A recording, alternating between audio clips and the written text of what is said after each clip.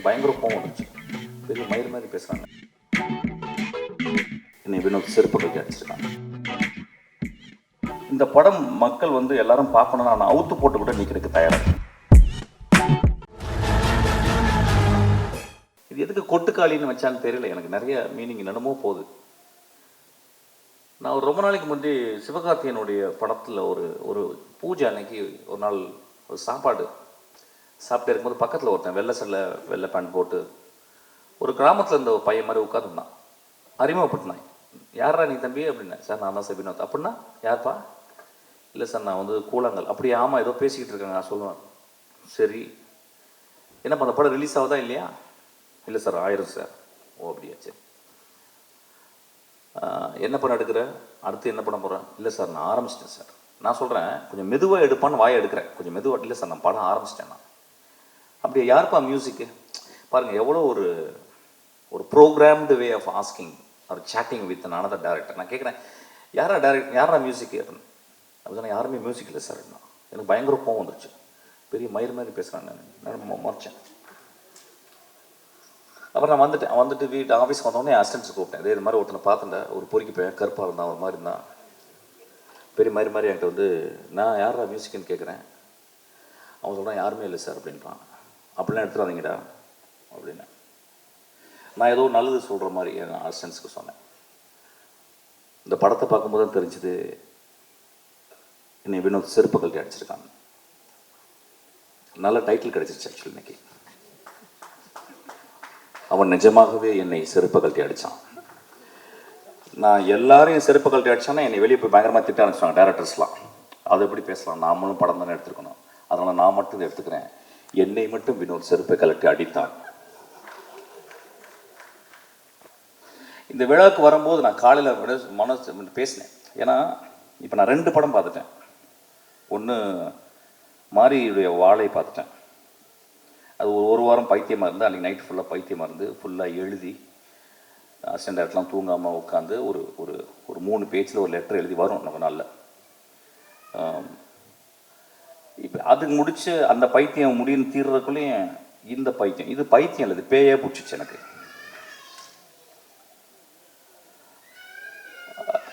அப்போ வந்து இந்த படத்தில் வந்து அவன் ஏன் மியூசிக் டைரக்ஷன் பண்ணலை அப்படிங்கும்போது அதுக்கு ஒரு பெரிய அது வந்து ஒரு குருட்டாம்போக்கில் எடுக்கப்பட்ட ஒரு முடிவல்ல. The decision came out of his vision of cinema. அவன் எப்படி சினிமாவை ட்ரூத்ஃபுல்லாக பார்க்குறான் அப்படின்றதுக்கு ஒரு காரணம். ஏதோ ஒரு வகையில் நம்ம என்ன பண்ணுறோம், ஒரு மியூசிக் மூலியமாக நம்ம சட்டையை அயன் பண்ணிடுறோம். நம்ம திரைப்படங்களை நம்ம அயன் பண்ணிடுறோம். அவன் என் சட்டை என் திரைப்படம் சுருக்கமாகவே இருக்கணும் அப்படின்றான். என் பாட்டியினுடைய அந்த இடுப்பை சுற்றி இப்படி உள்ள சுருவா பார்த்தீங்களா, அது வெளியே எடுத்தால் எவ்வளோ சுருக்கம் இருக்கும் அந்த அந்த முந்தானையில். அந்த அளவுக்கு சுருக்கத்தை அவன் பார்க்குறான். அவ்வளோ ட்ரூத்தை பார்க்குறான். இங்கே வரும்போது யோசிச்சு நான் என்ன பேசணும், இந்த படத்தை நான் வந்து எப்படி மக்கள்கிட்ட கொண்டு போய் சேர்க்கணும். ஏன்னா என் லைஃப்பில் இது ஒரு பெரிய பொறுப்பை நான் பார்க்குறேன். என் மகள் பிறக்கும்போது என் மனைவியின் கையில் என் மகளை பார்த்துட்டு நான் எவ்வளோ சந்தோஷப்பட்டனோ அதே மாதிரி இந்த படத்தை பார்த்தப்ப சந்தோஷப்பட்டாங்க. இந்த படத்தை பற்றி மக்கள்கிட்ட கொண்டு போய் சேர்க்குறதுக்கு என்னென்னா நிறைய பல்ட்டி குட்டிக்காரனெல்லாம் அடித்தாச்சு. யூஸ்வலாக நான் நிறைய பேசியிருக்கேன். இந்த படம் மக்கள் வந்து எல்லாரும் பார்க்கணும்னா நான் அவுத்து போட்டு கூட நிற்கிறதுக்கு தயாராக இருக்கீங்க இந்த இடத்துல. ஏன்னா அப்படி தான் உரைக்கும். கை தட்டலாமே கொஞ்சம். ஒரு குத்து டான்ஸு நேக்கட் டான்ஸ் இங்கே ஆடலான் இருக்கு. இந்த படத்தை பாருங்க அப்படின்னு நான் நேக்கட் டான்ஸ் ஆடி நீங்கள் பார்த்தீங்கன்னா என்ன ஆவீங்க, அதை எக்ஸ்ட்ரா போஸ்ட் பண்ணி நீங்கள் அப்போ அந்த படத்தை போய் பாருங்கன்னு சொல்லலாம். நல்ல படம் அப்படின்னாவே நம்ம நண்பர்கள் நம்ம ரசிகர்கள் நம்ம ரொம்ப நேசத்துக்குரிய நம்மளுடைய ரசிகர்கள் என்ன சொல்லியிருந்தாங்க வந்து ஓகே புரிஞ்சிச்சு. அதாவது வந்து பாலாசக்திவேலு, மிஷ்கின், ராமு, வெற்றி மனைவிகளும் நல்ல படம் சொல்லிட்டா கொஞ்சம் பார்த்தே போவோம் அப்படின்ற மாதிரி கொஞ்சம் யோசிச்சு போவோம். ஏன்னா சினிமா பார்க்க வர்றதே அவுத்து போட்டு ஆடுறதை பார்க்குறதுக்கு தான். சினிமாவுக்கு நிறைய பேர் ஆடுறது அதாவது இன்னும் என்கிட்ட பேசுகிறாங்க அந்த சார் அந்த குத்துப்பாட்டு ஒன்று போட்டிங்களே சார் அது மாதிரி இன்னொன்று போடுங்க சார். நான் என்ன போட தான் செய்ய முடியும் ஆக்சுவலாக. இன்றைக்கி 16 வயதில் எடுத்தால் ஓடுமானே டவுட் வந்துருச்சு.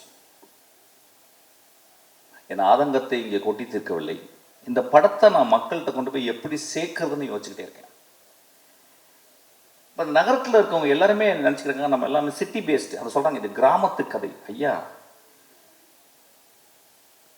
இது என் தாயின் கருவறை ஐயா. இந்த படம் என் மகளின் யோனி ஐயா. இந்த படம் பாலசக்தி சொன்னா இந்த மாதிரி படமே பார்த்தது இல்லைன்னு. இந்த மாதிரி படத்தை பார்க்கவே போறது இல்லையா? இந்த மாதிரி படத்தை நான் பார்க்கவே போறதில்லை. இந்த படத்துக்கு முன்னாடி நான் என் படைப்புகள் என்னுடைய சினிமா அப்படின்றத நான் கீழே குனிஞ்சு அவன் காலை முத்தமிடுவேன். அந்த அளவுக்கு அந்த படத்தை பண்ணியிருக்கான். உங்களுக்கு ப்ரூவ் பண்ணுன்னா வினோத்தை கூட்டிங்க நின்று அவன் காலை முத்தமிடுறேன். நான் இளையராஜா காலை முத்தமிட்டிருக்கேன். நான் இளையராஜா காலை என்றைக்குமே தொட்டு கும்பிட்டதில்லை. நான் உதட கொண்டு போய் தொடுவேன். ஆக்சுவலாக 2வது மனிதனாக இளையராஜாக்கு அப்புறம் அவன் கால்களை நான் முத்தமிடுவேன்.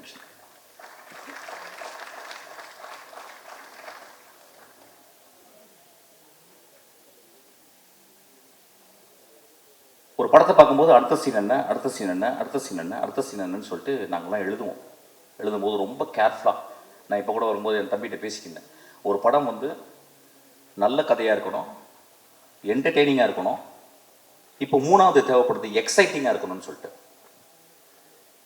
இந்த 3மே இந்த படத்தில் இருக்குது. என்ன ஒன்று, நீங்கள் பார்க்குறது உங்கள் பார்வையை வேறு மாதிரி வச்சு பார்க்கணும்.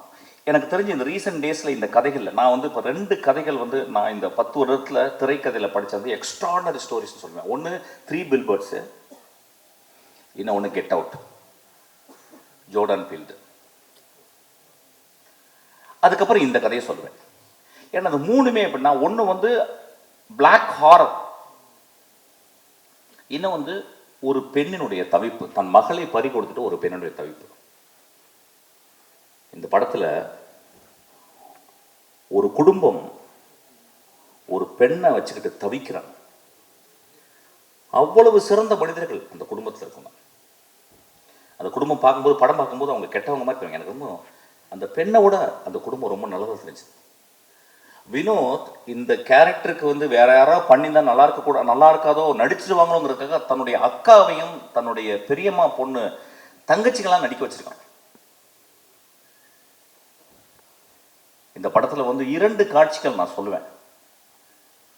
பாலாஜி பாதி கதை சொல்லிட்டேன். ஆக்சுவலாக நான் சொல்ல மாட்டேன். உன்னை அதுக்கு அடிக்கடி டே பாலாஜி பாதி கதையை சொல்லிட்டேன். ஆக்சுவலி நான் சொல்ல மாட்டேன். இந்த படத்தில் ஒரு சேவல் நடிச்சிருக்கு. அதான் முதல்ல பார்த்துருப்பீங்க. சேவல் நடிச்சிருக்குன்னு சொல்கிறத விட அந்த சேவலை அவன் கேப்சர் பண்ணியிருக்கான். அவன் முதல் ஷார்ட்டாக நீங்கள் போட்டிருக்கான், நீங்கள் பார்க்கணும். ஆக்சுவலாக இந்த படம் சினிமாவை எப்படி பார்ப்பது, நாம் என்ன சினிமா பார்த்துக்கிட்டு இருக்கோம், அதாவது மொமெண்ட்ஸ்ன்னு சொல்லுவாங்க. சினிமாவில் மொமெண்ட்ஸ்ன்னு சொல்லுவாங்க. எனக்கு தெரிஞ்சு நான் 27 வருடத்தில் 2 மொமெண்ட் தான் நான் கிரியேட் பண்ணியிருக்கேன். ஒரு மொமெண்ட் வெட்டி போட்டவன் இடத்துல ஒரு கிழவி பூ போடுறான். 2வது மொமெண்ட் தன் மகள் இறந்து போன பிறகு அப்பாவினுடைய சிகரெட்டை குடிக்கக்கூடாதுன்னு கஷ்டப்படுறான். இந்த 2 மொமெண்ட் 27 வருஷத்தில் இந்த படத்தில் 60 சீனுமே 60 மொமெண்ட்டாக பண்ணியிருக்கான். சிவகார்த்திகேயன் ஒரு லீடிங் ஆக்டர், கடுமையான உழைப்பாளி. சிவகார்த்திகேயனால இந்த படத்தில் நடிக்க முடியாது. ஏன்னா ஒரு மிகப்பெரிய ரசிகர்கள் கூட்டம் வந்துருச்சு. ரசிகர்களை சந்தோஷப்படுத்துவது ஒரு பெரிய கடமையாச்சு. ஆனால் அந்த குழந்தை, அந்த பையன், நான் மிகச்சிறந்த படைப்பு பண்ணணும்னு ஆசைப்பட்டு கூழாங்கல்ல பார்த்தவொன்னே, தம்பி இந்த படத்தை நான் தான் பண்ணுவேன்னு சொல்லியிருக்கான். அதுக்காக அந்த தம்பிக்கு ஒரு கோயில் கட்டணும். சிவகார்த்திகேயனுக்கு ஒரு குழந்தை பிறந்திருக்கு. சிவகார்த்திகேயனுக்கு இன்னொரு குழந்தையும் பிறந்திருக்கு. அதுதான் கொட்டுக்காளி.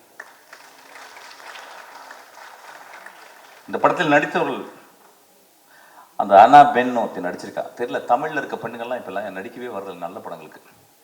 சார் எனக்கு 2 பாட்டு இருக்கா, 3 டான்ஸ் இருக்கா, தௌபா தௌபா தௌபான்னு அப்படின்னு ஏதாவது டான்ஸ் ஸ்டெப்பு, ஹூக் ஸ்டெப்பு வைக்கிறதுக்கு இருக்கான்னு பார்ப்பாங்க. அப்போ தமிழில் பொம்பளைங்களே கிடையாது, அப்போ இங்கேருந்து போயிட்டு பஸ் ஏறி போயிட்டு ஆனபெல்னு ஒரு சிறுக்கியை பிடிச்சிட்டு வந்திருக்கான். ஆக்சுவலாக ஒரு பேய் அரக்கியவன். அவன் எத்தனை வார்த்தை பேசியிருக்கான்னா 1.5 வார்த்தை பேசியிருக்கான்னு நினைக்கிறேன். ஒரு பாட்டு வர பாடிட்டா அதுக்கு அடி, ஒரே அடி. சூரிய போட்டு ஒரு மணி நேரம் அடிக்கிறான் போட்டவள. இந்த சமூகம் அப்படித்தாங்க இருக்கு. ஒரு பெண் பாடக்கூடாதுல்ல.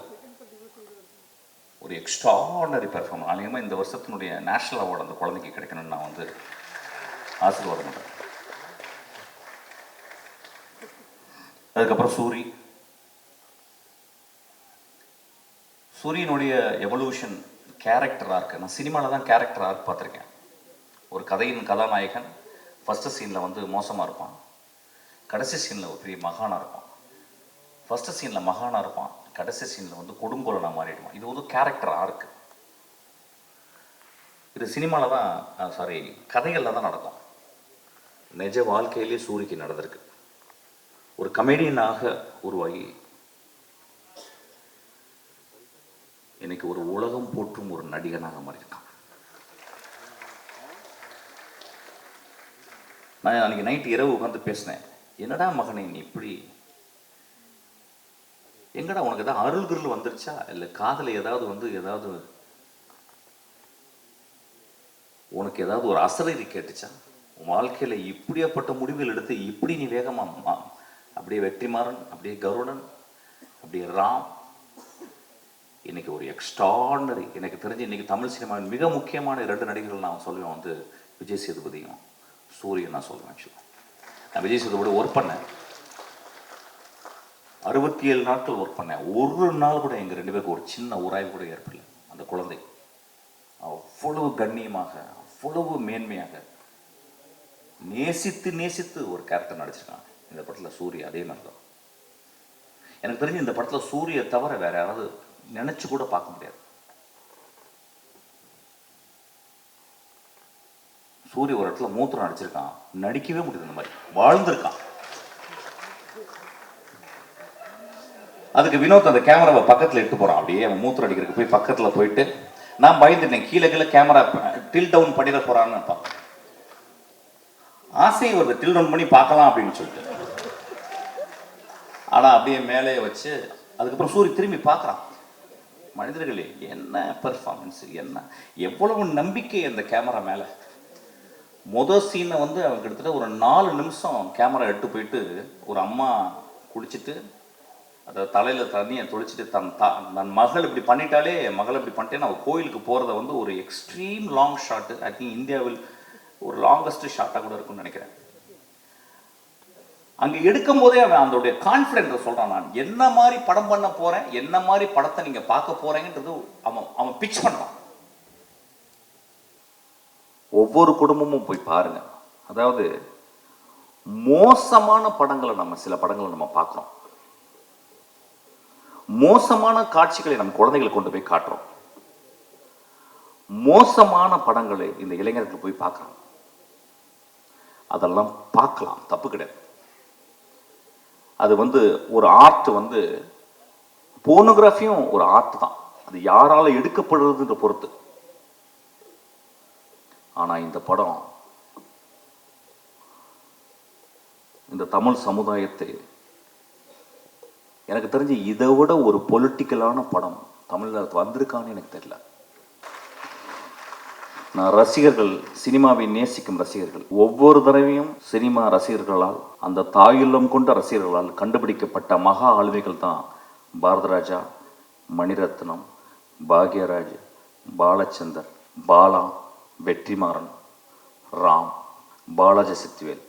இவங்கெல்லாம் மகா உன்னதமான படைப்புகளை கொடுத்து மக்களுடைய அங்கீகாரம் பட்டு நீங்கள் தொட்டில் போட்டு தாளாட்டி இன்னைக்கு இவ்வளோ பெரிய ஆளாக இருக்கிறாங்க. அந்த மாதிரி தங்கத்தில் ஒரு தொட்டில் கட்ட வேண்டிய என் குழந்தை வினோத்.